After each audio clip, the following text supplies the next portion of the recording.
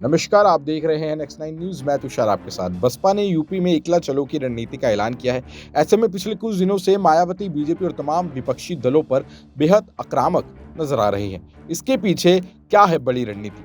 आपको बता दें कि लोकसभा चुनाव को लेकर सभी राजनीतिक दलों ने अपनी तैयारियां तेज कर दी है। एक तरफ जहां बीजेपी यूपी में मिशन 80 के तहत पार्टी संगठन को और मजबूत करने में जुटी है, तो वहीं दूसरी तरफ विरोधी दलों की आज पटना में महाबैठक हो रही है, जिसमें आगामी लोकसभा चुनाव को लेकर रणनीति तैयार होगी। इस बैठक में सपा, कांग्रेस समेत कई बड़े राजनीतिक दल एक साथ एक मंच पर आने की तैयारी कर रहे हैं। इस बीच बसपा सुप्रीमो मायावती एक अलग रणनीति के साथ नजर आ रही है। बसपा ने यूपी में एकला चलो की रणनीति का ऐलान किया है।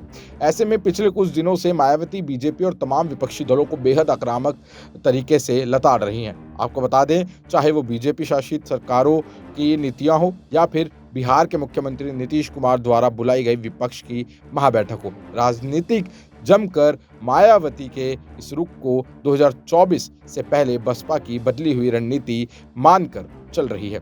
आपको बता दें कि दरअसल बसपा पर अक्सर ये आरोप लगता रहा है कि वो चुनावों में बीजेपी की बी पार्टी बनकर काम कर रही है। 2022 के विधानसभा चुनाव हो या फिर निकाय चुनाव, बसपा की रणनीति से सपा को नुकसान हुआ और बीजेपी का फायदा। यही वजह है कि बसपा अब बीजेपी पर भी तीखे हमले करने लगी है, पीछे नहीं हट रही है, ताकि वो खुद को बीजेपी की बी पार्टी होने के आरोपों से दूर कर सके।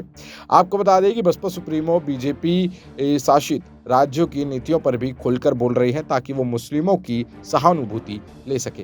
राजनीतिक जानकारों के मुताबिक बसपा सुप्रीमो मायावती मुस्लिमों को साधने के लिए आक्रामक हुई हैं, जिसकी वजह से मुस्लिमों के मुद्दे पर वो बीजेपी को आड़े हाथों लेने से भी परहेज नहीं कर रही। सपा को मुस्लिमों का मसीहा दिखाने की कोशिश पर भी निशाना साधा जा रहा है।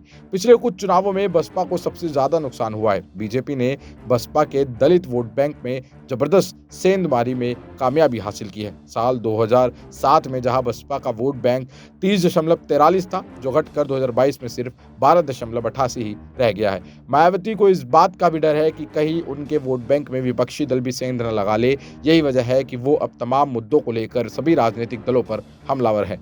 दलितों के ये मुद्दे पर भी वो खुलकर बोल रहे हैं, ताकि वो ये साबित कर सके कि दलित की सच्ची हितैषी बसपा ही है। अब आप इस पूरे मुद्दे पर क्या सोचते हैं, हमें कमेंट सेक्शन में जरूर बताएं और देखते रहें नेक्स्ट 9 न्यूज़। धन्यवाद।